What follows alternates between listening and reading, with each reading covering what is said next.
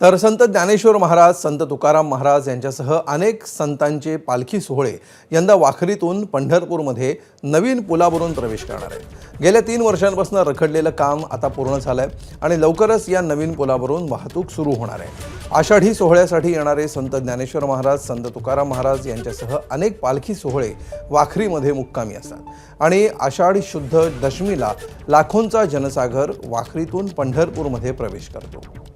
इथला आढावा घेतलाय आमच्या प्रतिनिधीने। गेल्या 3 वर्षापासून रखडलेला पालखी मार्गावरचा वाखरी ते पंढरपूर मधला वाखरीच्या ओढ्यावरचा पूल पूर्ण झालेला आहे।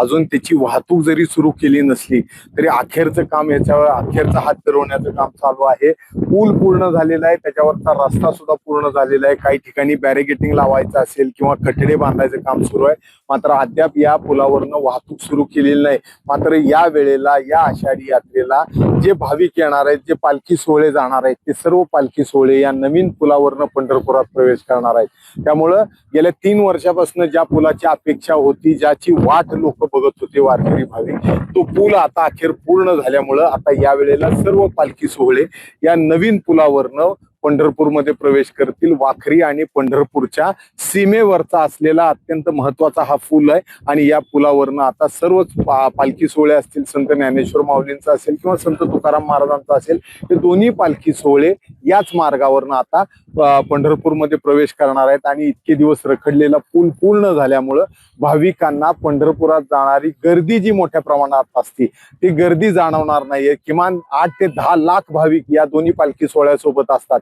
आणि हे भाविक आता या मोठ्या पुलावरनं आरामात पलीकडे पोहोचू शकणार आहेत, पंढरपुरात जाऊ शकणार आहेत। कॅमेरामन अजित देशपांडे सह सुनील दिवाण, एबीपी।